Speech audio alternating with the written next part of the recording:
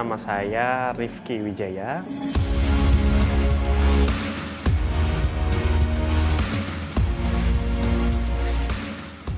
Saya salah satu peneliti di PPTK ITB, gitu.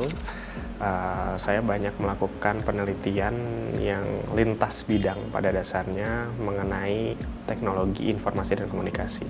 Manfaat IoT itu ketika jumlah greenhouse atau area tanaman yang di-manage oleh seorang petani atau owner itu sangat banyak, sehingga itu membutuhkan sebuah platform atau sebuah aplikasi yang memang memperlihatkan bagaimana memantau semua tanah itu dalam sebuah web ataupun mobile app, gitu.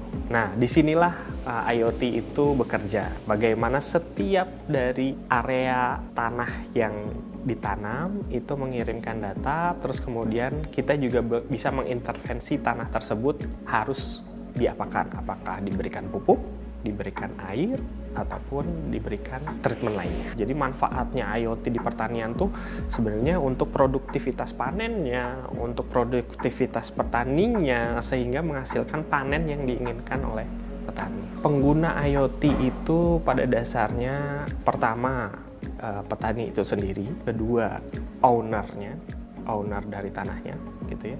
Ketiga, dalam area yang cukup besar, itu bisa saja pemangku jabatan dinas pertanian ataupun kementerian untuk melihat distribusi pangannya ataupun distribusi tanamnya. Jadi bisa melihat bagaimana sih persebaran tanam dan persebaran hasil panennya. Salah satu contohnya ada di pertanian. Jadi pertanian itu kan dia punya kontur yang naik turun ya.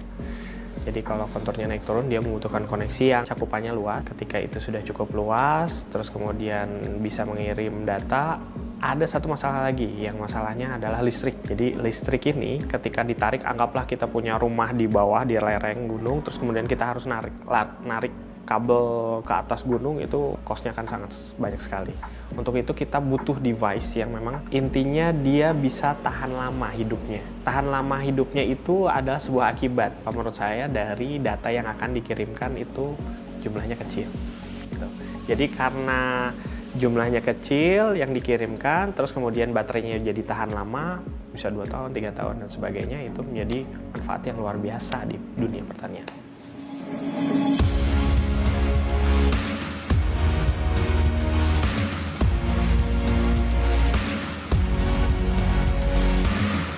Sekarang kita di sini sudah berada di kebun IoT, di mana kebun ini adalah hasil penerapan dari Internet of Things itu sendiri. Kami di sini sudah memiliki 3 zona, di mana yang ini adalah zona pertama. Kita menggunakan media sekam padi, atau juga di bawahnya itu kita sudah menggunakan tanah. Di sini sudah terdapat sensor kelembapan tanah atau sensor soil moisture.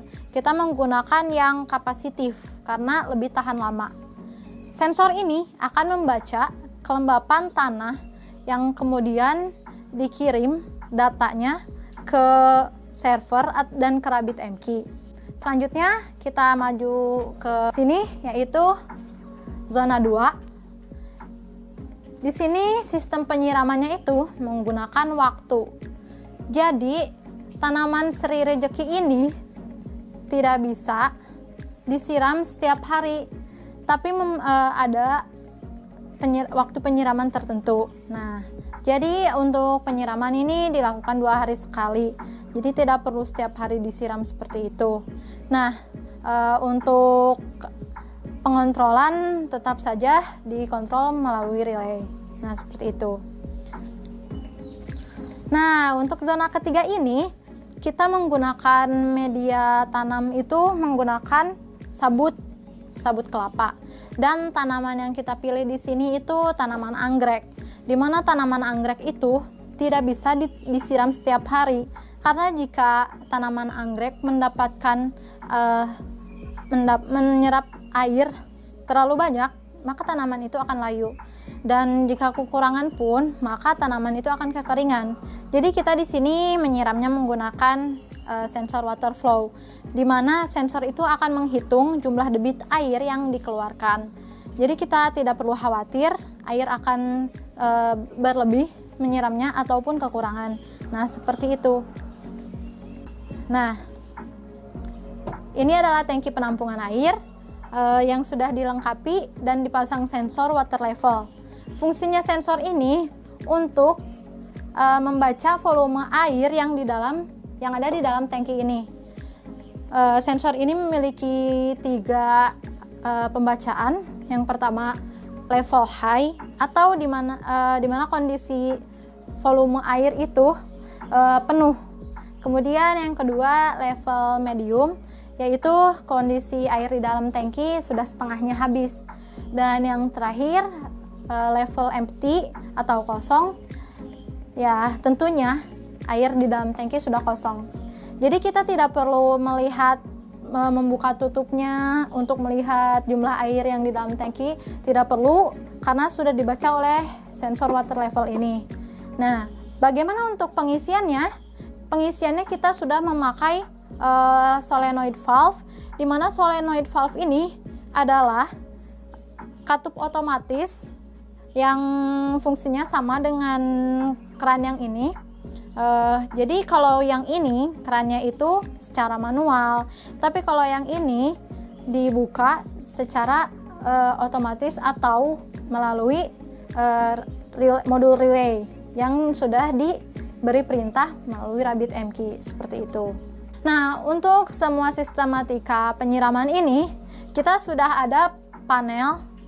Panel ini merupakan alat yang bekerja sebagai pengontrolan air. Nah, di sini ada rangkaian relay. Nah, rangkaian relay ini yang tadi sudah terhubung ke penyiraman yang 3 zona. Penyiraman itu sama menggunakan solenoid valve, di mana ini itu fungsinya sebagai keran otomatis. Nah, ini untuk zona 1, zona 2, dan zona 3. Lalu ini adalah water flow yang tadi digunakan untuk membaca debit air pada zona ketiga. Nah, seperti itu. Kita di sini juga sudah memiliki pompa yang merupakan sumber dari tangki penampungan ini.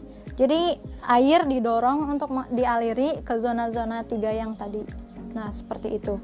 Nah, sudah lihat kan tadi penjelasan mengenai kebun IoT ini merupakan penerapan dari IoT pada sektor pertanian.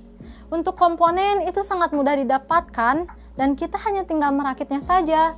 Kemudian untuk penerapan itu kita bisa meningkatkan kualitas dari hasil panen itu sendiri. Nah, harapan saya untuk IoT ini, semoga IoT ini bisa diterapkan di seluruh wilayah Indonesia demi membantu dan menopang perekonomian Indonesia.